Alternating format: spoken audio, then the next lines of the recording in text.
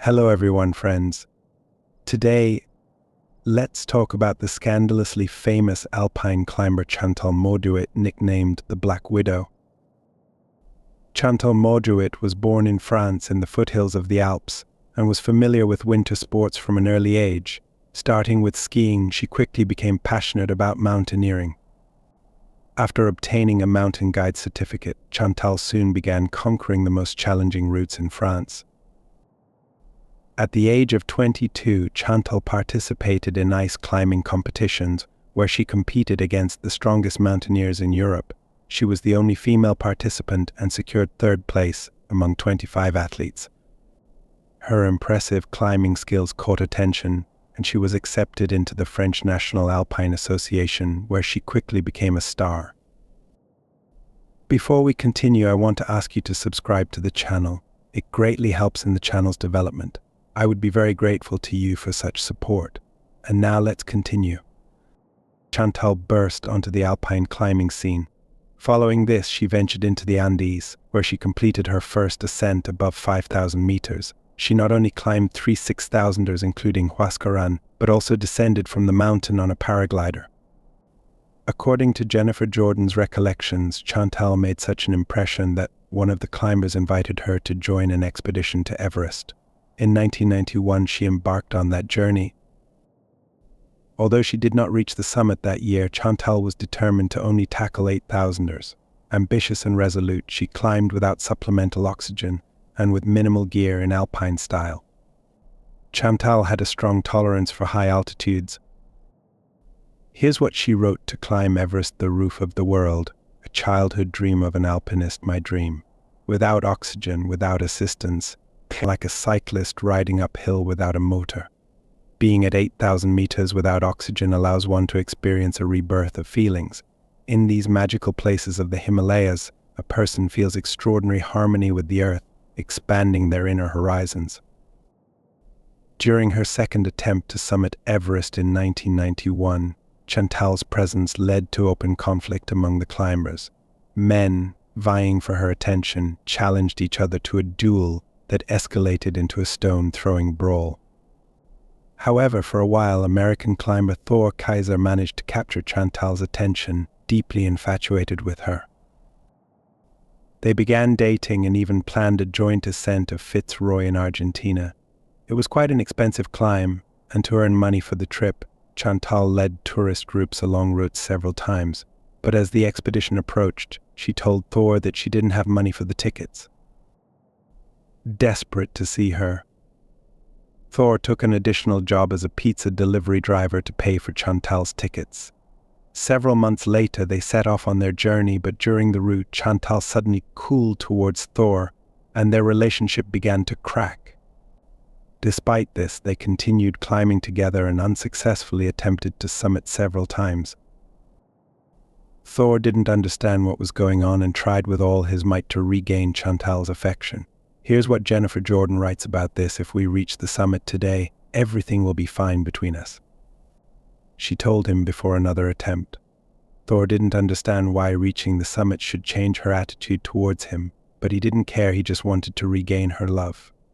Thor felt that either he would bring Chantal to the summit, or he would die. He led almost the entire route, correcting Chantal's minor mistakes. At 23, they were passing a difficult section not far from the summit. The 18th hour of ascent was underway. The rain soaked them through. Thor was more tired than ever. Shoulders, arms, legs felt like lead. Nevertheless, Thor didn't think of retreating. He was almost at the goal. A few more meters and they would be on the summit, and everything would be fine, because she promised. It was already night when he grabbed a decent-sized projection and transferred his weight to it when he felt the stone start to move. Thor froze, but it was too late. The stone came out of the wall and fell into the abyss. Thor shouted a warning, praying the stone wouldn't hit Chantal, but the stone cut their rope like thread. Thor was instantly torn away from the wall. Rolling from rock to rock, he thought, well, at least I'm still alive. After 20 meters, he fell onto a fairly wide platform. Alive but severely injured, his eyelid was almost torn off, and his right arm was broken in several places, but he was alive. Other teams came to help and lowered him to the base camp. For Thor, this ascent was over, but Chantal said she would continue attempts. She was invited to another team to climb the next day. "I just don't love you anymore," that's all she told Thor the next morning. The American returned home broken in every sense of the word. Physically and morally traumatized, he began to see a psychologist who advised him not to cross paths with this woman again. However, as soon as Thor learned that Chantal was preparing to climb K2, he immediately began looking for a place in the team and joined a Russian-American expedition that included some of the strongest climbers of their time at Everest, the renowned climber Scott Fischer and Vladimir Balibardin. Chantal was part of the Swiss team. Their route on K2 was in Pakistan, a Muslim country with fairly strict rules. However, Chantal was not in a rush to follow local customs. She walked alone through bazaars in shorts, which almost got her into serious trouble several times. However, after 19 days, she and her team finally arrived at the base camp of K2, where they began preparing for the ascent. They planned to climb in alpine style, meaning with minimal equipment and without fixed ropes. This was a crucial point because they did not assist other climbers in fixing ropes and did not expend energy on it. However, later on, other climbers witnessed the Swiss team using the ropes that others had fixed and benefiting from their efforts, which was considered unfair. Chantal herself disliked carrying heavy backpacks. The men in her team carried tents, stoves, fuel, and food to set up intermediate camps, while her backpack was unusually small, with a plush duck attached to the frame, and without heavy gear inside. She gladly accepted the attention of men to avoid burdens.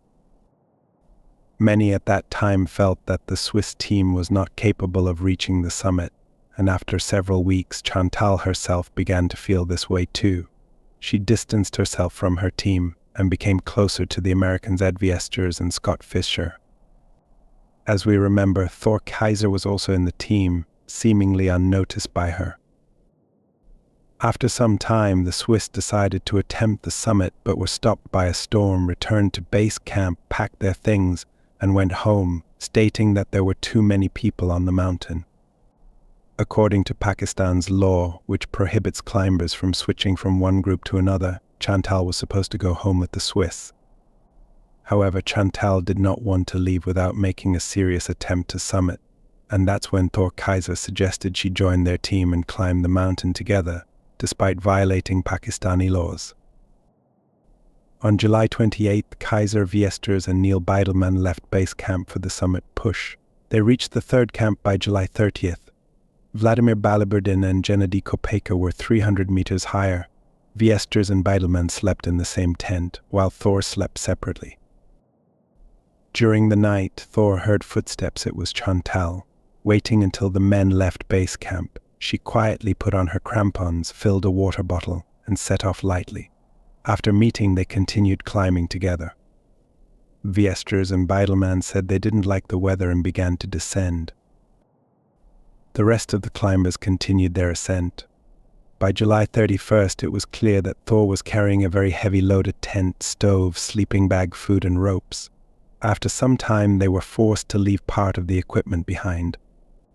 They left their sleeping bags, ropes, and most of the food. Moving became easier, but they were stopped by the night. After a bivouac without sleeping bags, Thor froze his feet. Despite wearing a thin jumpsuit, Chantal seemed unaffected by the cold and coped very well with the altitude. Many noted her rapid acclimatization and ease at high altitude. Chantal said, "Since you're going down anyway, bring my sleeping bag." The climber obediently brought 2 sleeping bags, and as he descended for the sleeping bags, Thor met climber Alexei Nikiforov, who was also climbing without a sleeping bag in hopes of reaching the 4th camp. They continued together. Thor was grateful for Alexei's help in trailblazing through deep snow. However, on that day, the climbers still did not manage to reach the 4th camp, and they were forced to spend the night on the shoulder of K2. Alexei lay between Chantal's and Thor's sleeping bags, and they had a relatively normal night, continuing the climb in the morning. On August 2nd, the trio reached the 4th camp, where they met Vladimir Balibardin and Gennady Kopejka descending. They were the first to reach the summit via the Abruzzi Ridge since 1986. After spending a night at an altitude of 8,600 meters, they were almost without strength. They left the tent, sleeping bag for Alexei, and aimed to descend. And finally, the time for their ascent arrives. Thor Kaiser woke up before dawn and began breaking trail in half-meter deep snow. Alexei followed him. However, 200 meters shy of the summit, Thor realized he had no chance left to ascend and descend alive. All his strength had been spent on trailblazing. Jennifer Jordan writes, Thor sat on the ridge, trying to make out Chantal and Alexei below to pass on the trailblazing work. They were tiny figures far below. Thor tried to cry, but his body couldn't even obey the simplest commands anymore. Suddenly, a strong, clear voice pierced his mind. If you want to live, go down. Thor looked around. No one was there, but he stood up and began descending. Chantal emerged from the camp last. Walking on the trail that had been laid out, she quickly caught up to Alexei at the bottleneck, passed him, and met Thor descending.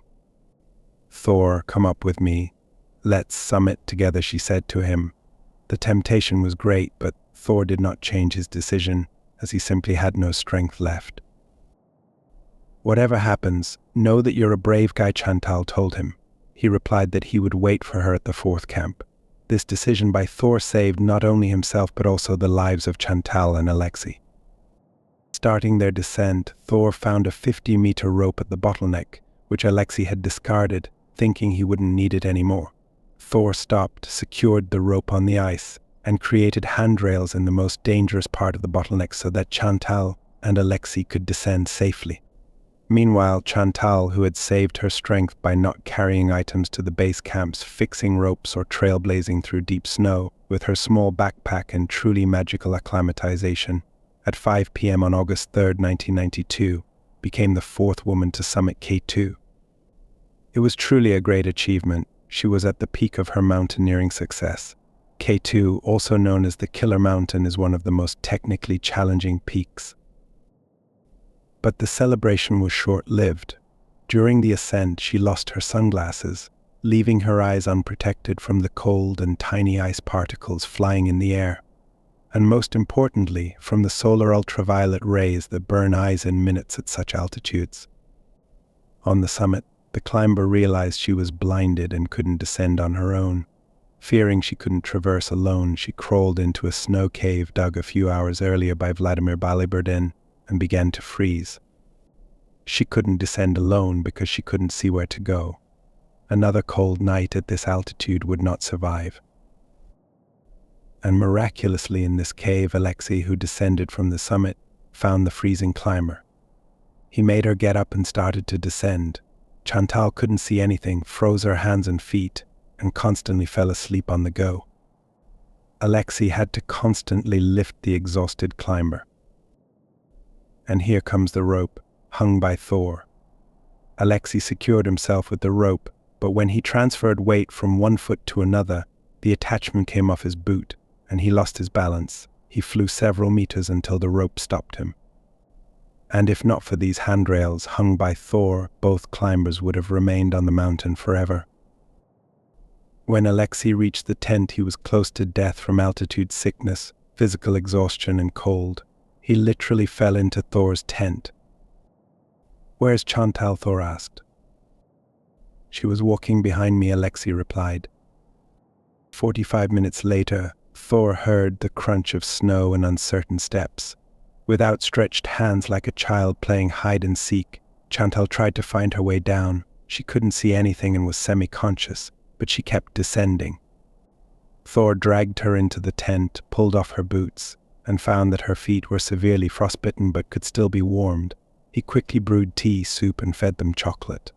Spending 3 days at the fourth camp, above the so-called death zone, above 8,000 meters, Thor Kaiser realized his time was coming to an end. At such altitudes, even resting, it is impossible to recover strength, and no matter how strong you are slowly dying. And now he had to not only descend himself but also bring down 2 half-alive climbers. Despite everything, all 3 climbers started their descent the next day afternoon. Alexei and Thor supported Chantal under her arms, and she could barely move her legs. They carried her a few meters and sat on the ground to rest. Then they climbed up again and so on endlessly. In 3 hours they covered no more than 60 meters. Thor was worried that leading Chantal down a technically difficult slope at night would be equivalent to suicide. He made the decision to leave her in the cave. Alexei decided to continue descending, leaving Chantal and her rescue to Thor. Together with Chantal, Thor prepared for another night, and they greeted the 6th day at an altitude of over 8,000 meters. On the following day, the weather was excellent, and Thor radioed visitors and Fisher at the 3rd camp. They informed him that Alexei had reached them the previous night, and they were ready to assist in bringing Chantal down. As they ascended, visitors and Fisher encountered an avalanche-prone slope and, for safety, tied themselves together with a rope. Moving a bit away from the camp, visitors suddenly felt his hair stand on end from the sense of approaching danger. He immediately began digging a snow cave, hoping to bury himself under the avalanche before it struck. Fisher watched, perplexed.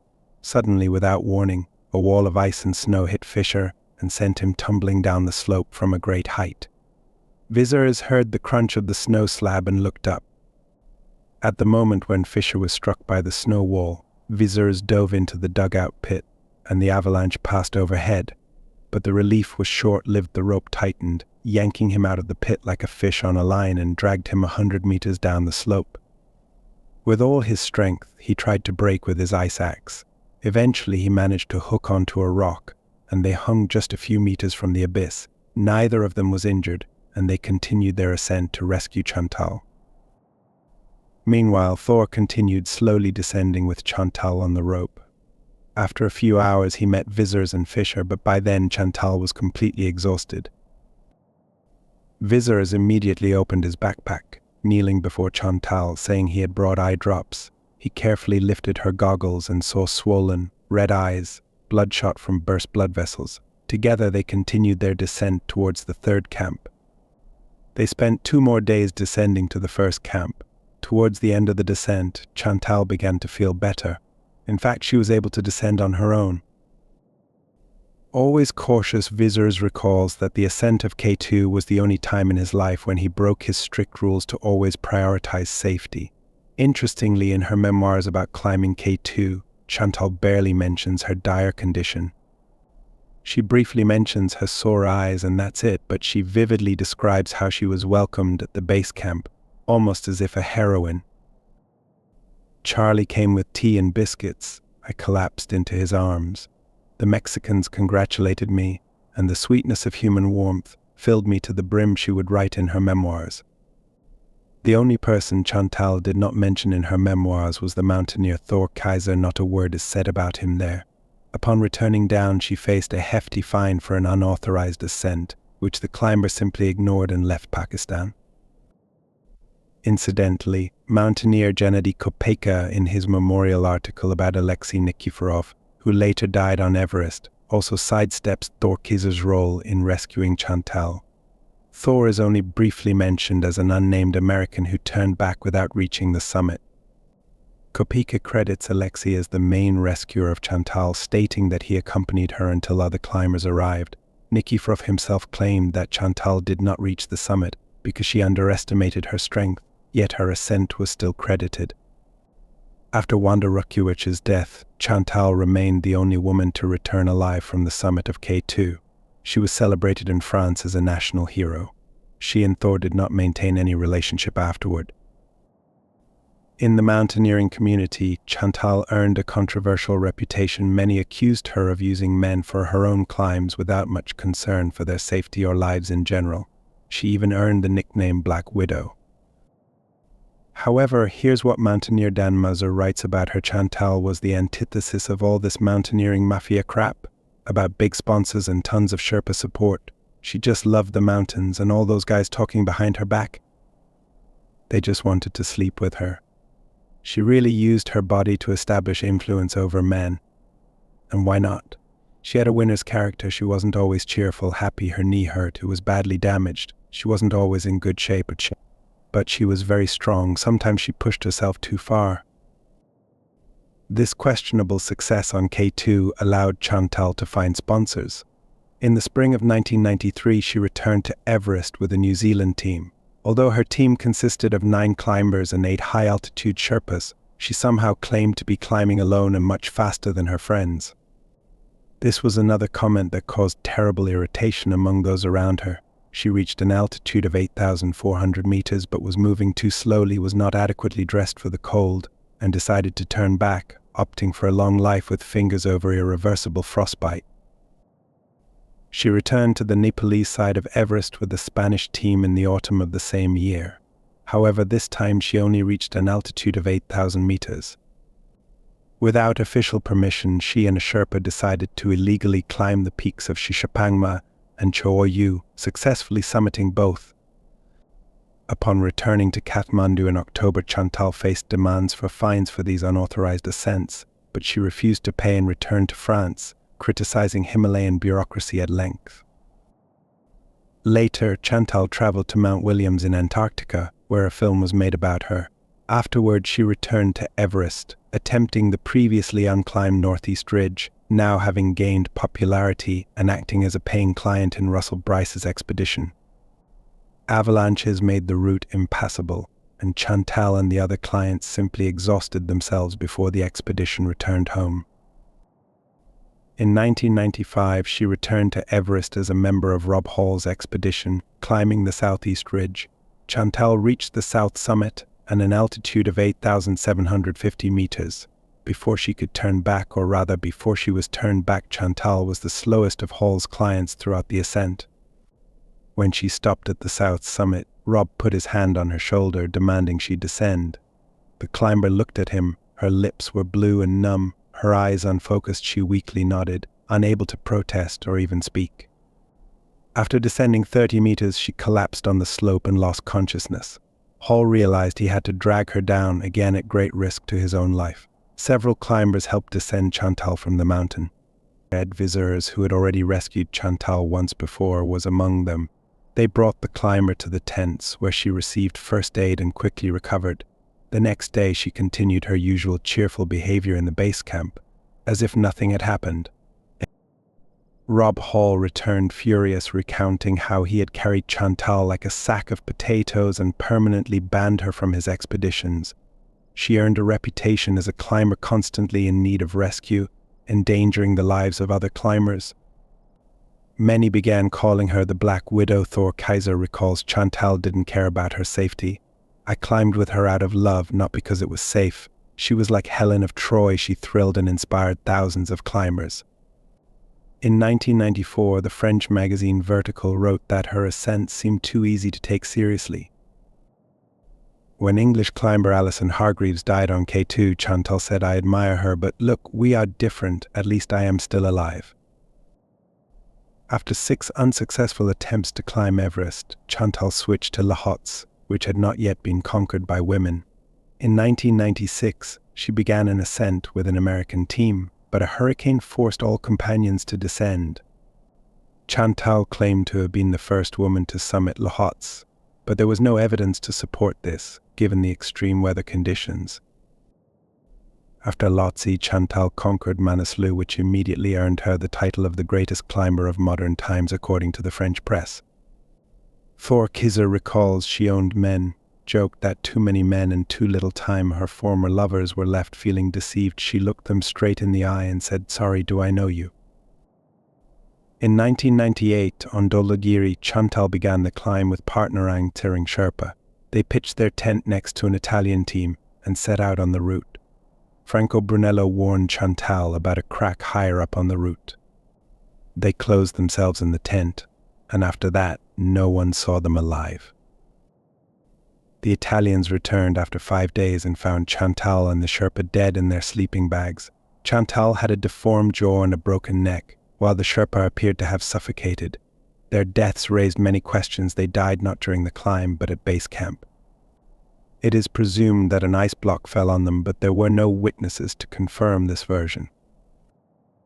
Chantal's body was repatriated to France, where she was cremated. She left a detailed will regarding her burial arrangements, including a requirement to scatter her ashes in so many places that relatives could not visit them all. Such was the life of Chantal, a puzzle full of contrasts. whose courage fascinated and inspired but left many questions unanswered. Her unusual character and determination made her one of the most enigmatic figures in the history of mountaineering. Share your thoughts in the comments. Don't forget to like and subscribe to the channel if you haven't already. See you at the next summit.